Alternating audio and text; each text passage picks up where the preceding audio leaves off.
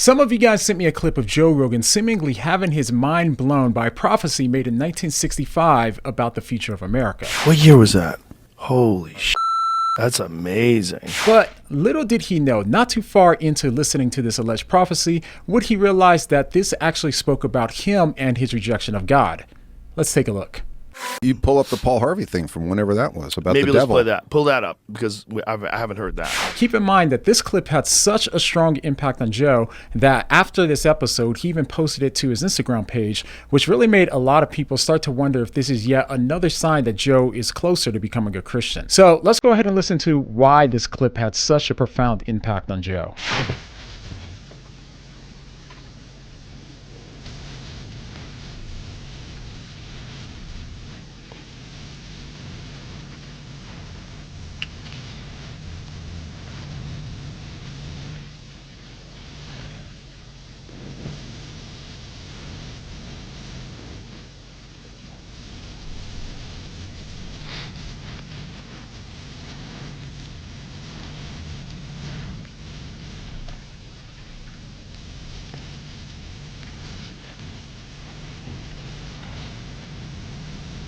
All right, only 30 seconds into the clip, and this already has to be uncomfortable for Joe because if you remember, in the past, Joe has said exactly that the Bible is a myth and that man created God. Because Christianity, at the end of the day, with no proof, everything is mythology. It's a myth. Then you're believing mythology. You understand, mother, because the New Testament is utter horse is to rely on ancient myths that are easily scientifically disproven. Well, that's what Christianity is. So at this point, Joe has to know that he's exactly the type of person that Harvey is describing at this part. But so far, Joe doesn't seem to be reacting that strongly, and maybe it's because he doesn't seem to believe in the validity of the alleged prophecy yet. But as it goes on, he seems to become more and more convinced.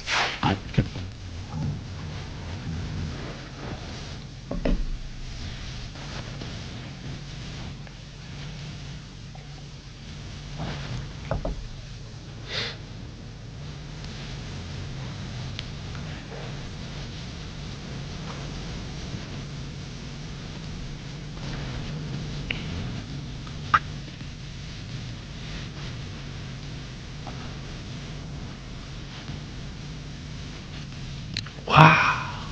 All right, so here Joe seems to be shocked because this seems to predict the opioid epidemic that we're currently in, which really didn't start until recently. It's led to about 40 million people becoming addicted to these pills, and it's led to almost 650,000 people dying in just a 2-year time span. But listen to what he says next. I'd soon have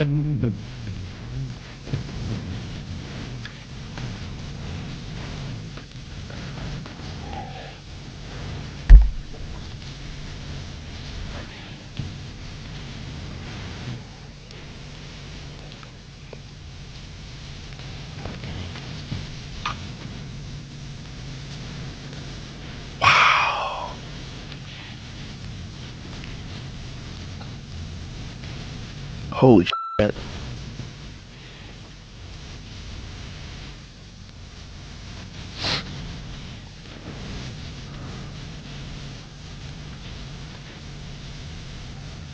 All right, now this is also interesting because Joe has made it clear time and time again that he doesn't think that people's belief in God should impact our laws, as we saw in his conversation with Matt Walsh, for example. Just because we have this institution that we've developed, that we think that, oh, it should, till death do us part. Well, that's it. You said it forever. Now you're going to be miserable because in the eyes of God, you have to be together forever and ever and ever. Amen. That's it. Yeah, that seems ridiculous to me. But things only get more personal for Joe from here on out.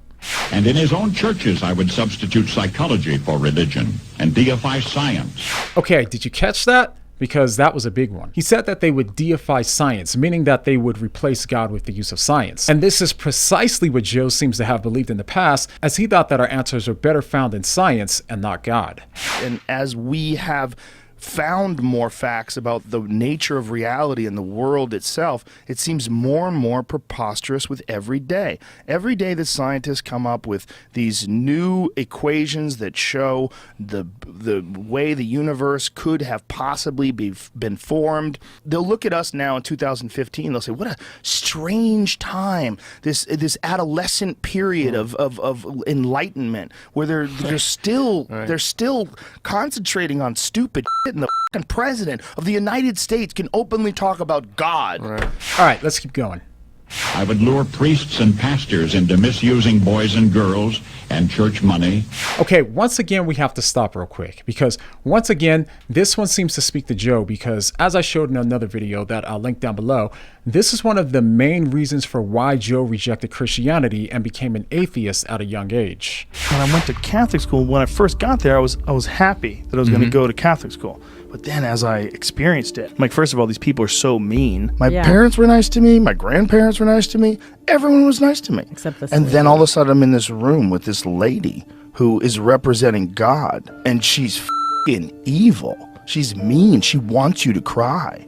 She would like try to get kids to cry. Scared the shit out of me. I remember crying. They were calling me a baby because I was crying. Who would threaten you if you didn't do something, you were going to have to sleep on a nail in the closet. You'd have to stay home. You're never going to get to see your parents again. She would yell stuff like that. It was like she was evil. I hated it. Yeah. I was in fear of those fucking crazy people.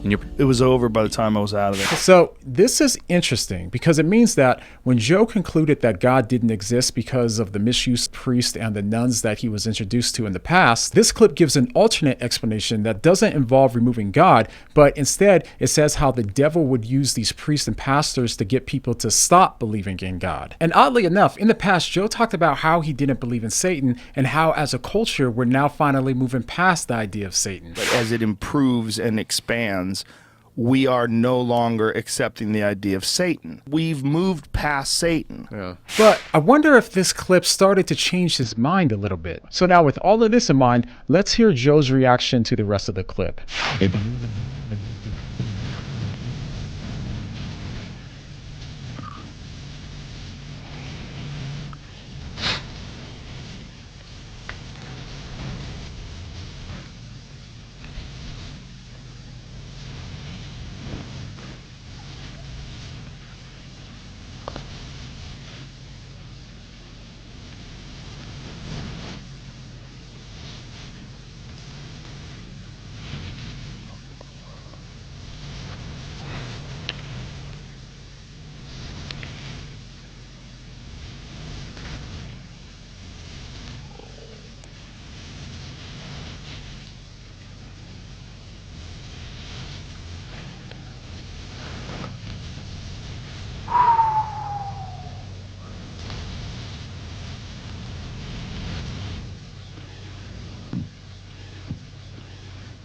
What year was that?